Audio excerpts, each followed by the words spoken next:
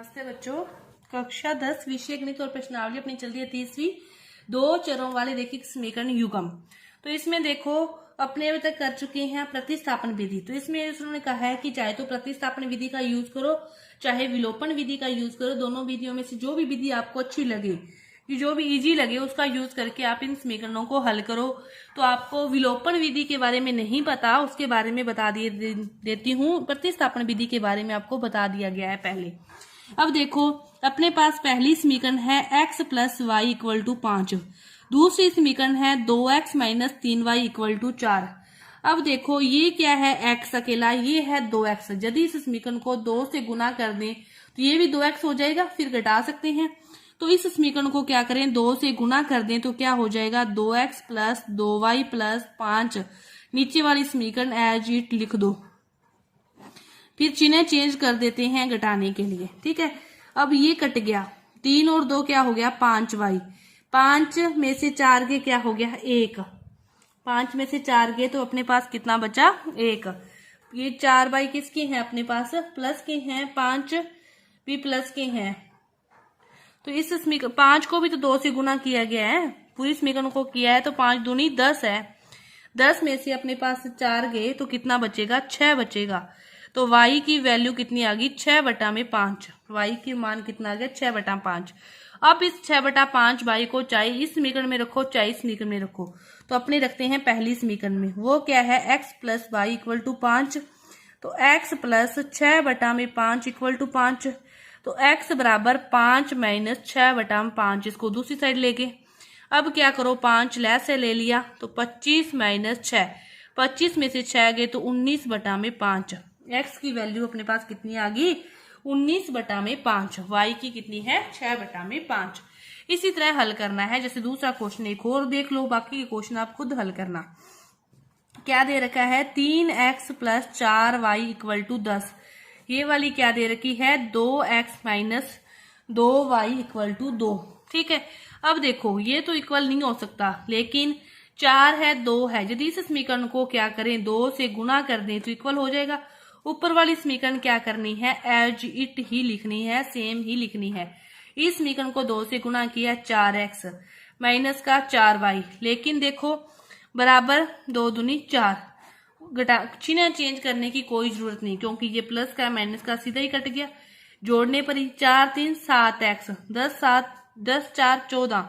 x की value क्या आ गई, 14/7 कितनी आ गई, 2 आ गई। x की वैल्यू अपने पास 2 आ गई, किसी भी समीकरण में रख दो, चाहे इसमें चाहे इसमें। तो अपने समीकरण है जैसे 3x plus 4y equal to 10।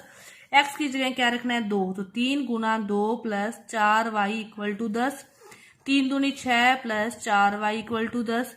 4y 10 plus के 6 हैं, दूसरी साइड किस में जाएंगे, माइनस में। तो 4y 10 में से 6 गए 4, y की वैल्यू क्या आ गई, 4 में से 4 कटे 1। x की वैल्यू कितनी आ गई, 2। y की वैल्यू कितनी आ जाएगी, 1 आ जाएगी। इस प्रकार ये बाकी के जो क्वेश्चन है वो आप खुद हल करोगे। जितनी प्रैक्टिस करोगे उतनी ही जल्दी आपके ये क्वेश्चन है वो हल होंगे और आपको समझ में आएंगे। अब देखो दूसरा क्वेश्चन क्या दे रखा है। दूसरा क्वेश्चन, दूसरे का पहला क्वेश्चन अपने को दे रखा है कि यदि हम अंश में 1 जोड़ दें और हर में से 1 घटा दें तो भिन्न 1 में बदल जाती है, और यदि हर में 1 जोड़ दें तो यह 1/2 हो जाती है। तो वह भिन्न क्या है। देखो अपने भिन्न को नहीं पता क्या है, तो अपने भिन्न को क्या मान लिया कि भिन्न है x/y। कि भिन्न का जो अंश है वो क्या है, ध्यान से देखो कैसे हल करेंगे। भिन्न का अंश x मान लिया, हर y है कि दोनों में यदि अंश में 1 जोड़ने से और हर में 1 घटाने से भिन्न तो क्या होगी, 1 होगी। तीसरा गुणा कर दो तो x plus 1 equal to y minus 1। तो x minus y equal to -2, समीकरण नंबर 1। फिर वो क्या कहते हैं कि यदि हर में 1 जोड़ दिया जाए, अंश में कुछ नहीं करना, लेकिन हर में 1 जोड़ दिया तो भिन्न क्या होगी, 1/2 होगी। फिर तीसरा गुणा करोगे तो 2x equal to y plus 1, 2x minus y बराबर 1, समीकरण नंबर 2। अब देखो अपने पास समीकरण क्या है, पहली समीकरण है अपने पास ये वाली, दूसरी समीकरण आई अपने पास ये वाली। अब इन दोनों को यदि सीधा ही घटा दें तो ये तो बराबर ही पड़े, तो घटाने पर क्या होते हैं, चिन्ह चेंज करने पड़ते हैं। कट गया, 2x में से x गया माइनस का x, ये माइनस का 3, तो x की वैल्यू क्या आ गई 3, माइनस से माइनस कट गया, x की वैल्यू 3 आ गई।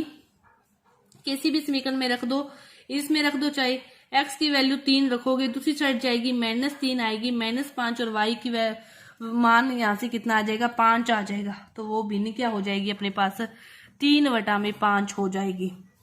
ये है पहला क्वेश्चन। अब देखो दूसरा क्वेश्चन।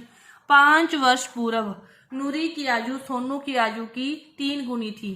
5 वर्ष पूर्व अपने को नहीं पता कि अब उनकी आयु क्या है क्या नहीं, अपने मान लो। देखो इस क्वेश्चन को कैसे हल करोगे, अपने हल करते हैं। 5 वर्ष पूर्व की बात है, अपने क्या मान लिया कि जो नूरी की वर्तमान आयु है, नूरी की वर्तमान आयु x है और सोनू की वर्तमान आयु y है।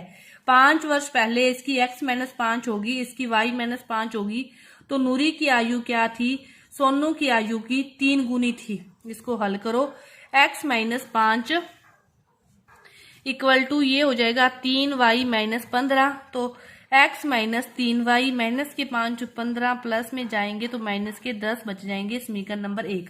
10 वर्ष पश्चात की बात कर रहे हैं, तो x +10 y +10, नूरी की आयु सोनू की आयु की दुगनी हो जाएगी। अब क्या हो जाएगी, दुगनी हो जाएगी। अब हल करो इसको, तो x +10 इक्वल टू क्या हो जाएगा 2y +20, तो x - 2y, 20 में से 10 गए 10। अब देखो एक समीकरण अपने पास है x -3y इक्वल टू -10, दूसरी समीकरण है x - 2y इक्वल टू 10। ये इक्वल है, घटा दें, घटाने पर चिन्ह चेंज, 3 में से 2 गया माइनस का y, 10 - 10 माइनस के 20, y से 20 माइनस से माइनस कट गया, y की उम्र कितनी आ गई 20 वर्ष आ गई। y की उम्र 20 वर्ष किसी भी समीकरण में रख दो, इसमें रखो जैसे 20 दूनी 40 माइनस के 40, दूसरी साइड प्लस में जाएंगे तो x की आयु कितनी आ जाएगी 50 वर्ष आ जाएगी। ये इसके बाद देखो अगला जो क्वेश्चन है अपने पास क्या दे रखा है कि 2 अंकों की संख्या में अंकों का योग 9 है। अपने को नहीं पता कि संख्या क्या है, अपने संख्या को क्या मान लिया कि संख्या मानो x है, संख्या क्या है मान ली x y है, 2 अंकों की संख्या है, दोनों अंकों का योग कितना है 9 है। इस संख्या का 9 गुना संख्या के अंकों को पलटने से बनी संख्या का 2 गुना है। अपने को देखो संख्या 2 अंकों की संख्या को क्या लिखते हो 10x + y है, तो ये क्या कह रहा है इस संख्या का 9 गुना, इस संख्या का 9 गुना संख्या के अंकों को पलट दिया, इसके क्या है 2 गुने के बराबर है, इसके 2 गुने के बराबर है, तो संख्या निकालनी है। तो 9 अंतर गुणा किया 90 + 9y, यहाँ पे क्या आ गया 20y + 2x, 90x - 20y,